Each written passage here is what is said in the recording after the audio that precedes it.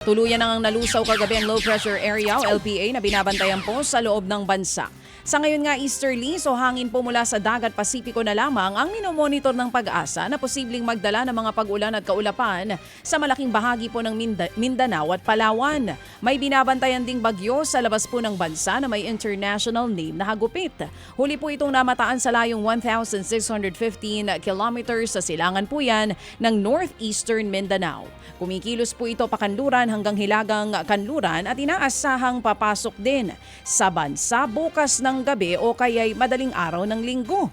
Inaasahan namang hihina ang bagyo habang papalapit sa bansa.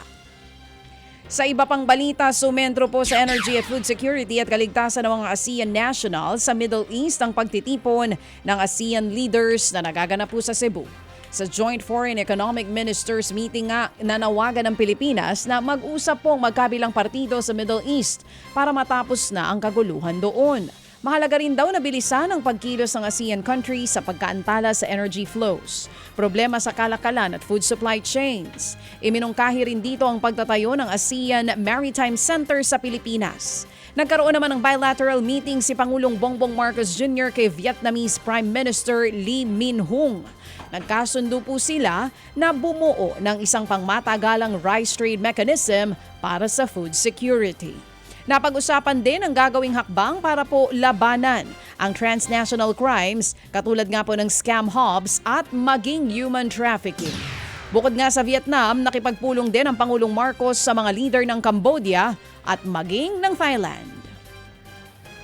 Pumalag naman pong NBI sa akusasyon na set up lamang ang pagkakaaresto sa may-ari ng Peanut Gallery Media Network na si Franco Mabanta matapos magtangkang mangikil kay dating House Speaker Martin Romualdez. Ayon kay NBI Director Melvin Matibag, may kasama silang mga media sa isinagawang operasyon at well-coordinated ang mga ito.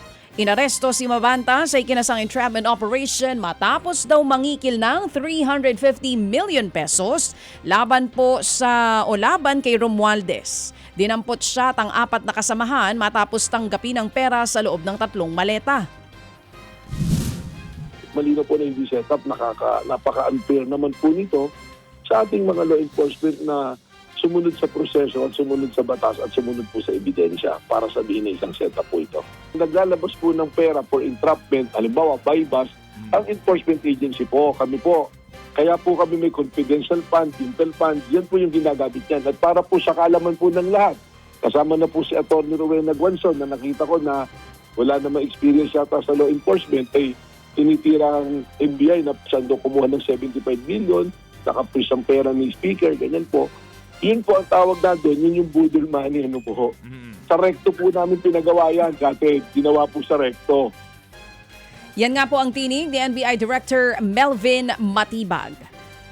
Idinitalye rin po ni Matibag kung paano nahuli sila Mabanta sa entrapment operation. Ayon nga po sa NBI, tao ni Mabanta ang mismong tumanggap ng pera.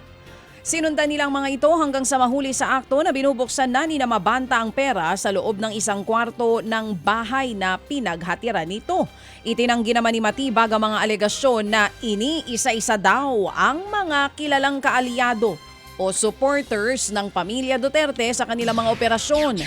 Lalo't isa si Mabanta sa mga iniuugnay sa mga Duterte. Para sabihin na pinipili, kasi tatlo po yan eh. At lahat po may basihan.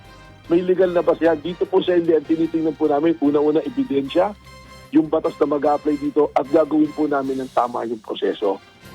Yan po muli ang tinig ni NBI Director Attorney Melvin Matibag. Mga kapatid, patuloy po kayong tumutok sa 105.9 True FM para sa totoong balita, informasyon, music and entertainment. Mag-subscribe sa aming YouTube channel at podcast at sundan nyo kami sa Facebook, Instagram, X at TikTok sa True Network PH. Bisitahin din po ang aming official website, truefm.ph. At panoorin din kami sa True TV Signal, Channel 19. Kami po ang 105.9 True FM. Laging true sa'yo, kapatid. Ito tayo sa totoo, tunay at tapat.